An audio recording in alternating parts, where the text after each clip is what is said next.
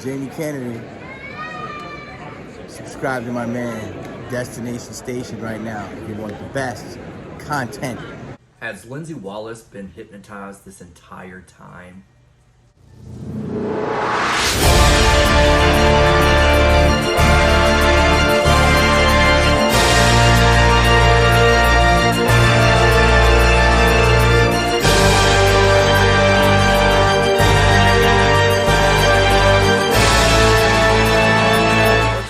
Welcome to Destination Station. As always, I'm Destin. Thank you for clicking on this video. Subscribe to Destination Station if you want Scream, Halloween, and everything in between. And also, follow me on all my socials. So yeah, stick around for a little bit. You get a little bit of behind the scenes of my life and everything. It might be a little echoey in here. You know, I address it at the beginning of every video. I'm in the process of moving. So yeah, my background is kind of bare and everything. So yeah, just bear with me. So yeah, I want to get into this about Lindsay Wallace. And it got me thinking of another theory. And you know, I've made videos before in the past about Lindsay Wallace not being completely honest. There's just something about her in Halloween Kills that just struck me as odd, and I don't know if it was just odd writing or convenient writing or what they did, but the part of where Lindsay Wallace was trying to take off Michael Myers' mask, you know, how did she know to do that? And I know that Jamie Lee Curtis has done it, Laurie Strode, I know that she's done it before in the past, like in the original, but how did Lindsay Wallace know to do that? And why didn't anybody else do that, you know? Because, I mean, yeah, Karen did it in the movie, but it was just like, why was she the last survivor? And then why was she crawling out of that creek acting like she was trampled on, like, and that did not happen. She hid down there, but she had to, she was just crawling out of there like she just got out of battle or something.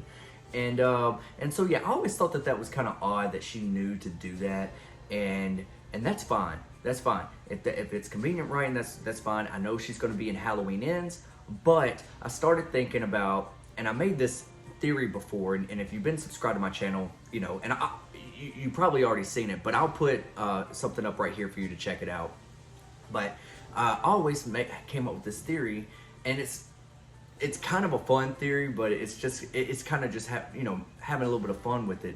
But I said that maybe you know, Lindsay Wallace knows more than she lets on, and maybe that's how she knew to take off that mask. Maybe that there's going to be some type of big reveal in the next one, that maybe she's part of the whole control of Michael, or maybe she worked for somebody that controlled for Michael, and then now she's trying to stop him. Maybe she's on the opposite end, and maybe that's going to be revealed in Halloween Ends. And I said this thing about, you know, just making a joke that, think of it as like she's the Haddonfield witch, you know, and she's sicking Michael on the people, similar like she has done with the Headless Horseman. Similar in the movie Sleepy Hollow, where the witch cursed the town of Sleepy Hollow and was sending the Headless Horseman out to kill for her or whatever. Similar in that nature, not exactly, but you know, it was kind of like my idea is like did something go wrong? Has she been studying Michael? What has she been doing? I just felt like why is she the only one that survived? Does she have this big arc in the next movie that hasn't been revealed yet? So I started thinking, I was watching like Halloween 1978, and just seeing Lindsay Wallace as a little girl, it always struck odd to me that the way she was sitting in front of that TV, the way she was just kind of staring into it, it was like she was almost hypnotized. You know, and the babysitters are, you know, all over the house, talking on the phone, in this room, in the laundry room, you know, just all over the place, not really paying attention. And so yeah, so is there's something that happened at a very young age. What happened in John Carpenter's 1978 maybe stuck with her all her life, you know, and maybe they do take this silver shamrock angle to where that is where the mask is made, and that's what's been controlling Michael this entire time. I know there's a lot of theories with the radio tower and the silver shamrock, and we see this other, you know, callbacks to silver shamrock because we see the other masks. But what if they actually get that mask off and there's something on the inside that says silver shamrock, and maybe not all of them were to kill kids or anything like that, but some of them were to control people or give them special abilities to where they won't die. That's why Michael keeps ticking, and that's why he's so infatuated with the mask. He wants to put that on because he knows he's not going to die if he has it on. So the only way to kill Michael is to get it off of his head and kill him that way. So yeah, but this is about Lindsay Wallace, and what if she was hypnotized at a very young age? What if she was hypnotized in that scene? Like, she was sitting there watching scary movies and stuff, and Annie was in the background walking around talking on the phone with Lori, and she just seemed like she was just really gazing into that television set. And what if something came on? What if a silver shamrock thing came on?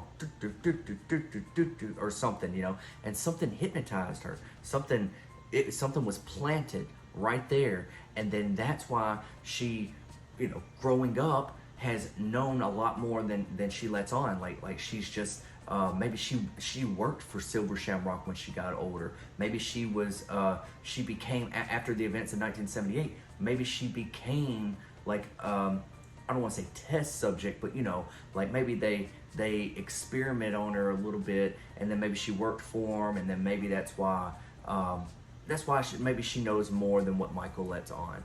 And I just always found it so odd the way she was looking at that TV, and I found it really odd with the writing of Halloween Kills and her coming up back in Halloween Ends. And if they do take this angle with the mask of the Silver Shamrock thing, or the radio tower also controlling Michael, maybe the radio tower is connected to Silver Shamrock. Right? It might not even be Silver Shamrock. It could be called something else. This might be a completely. It's not the Colt Thorn. It's not Silver Shamrock. It might just be a new thing. You know, it might just be something completely new that David Gordon Green and Danny McBride and team has put together here, and that's a big possibility.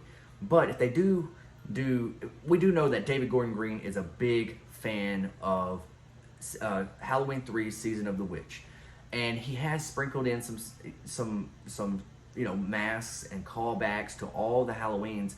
But we see a lot of the masks from Season of the Witch and Halloween 2018 and Halloween Kills. So who's to say that he's not building this up to where it's a connection to Silver Shamrock?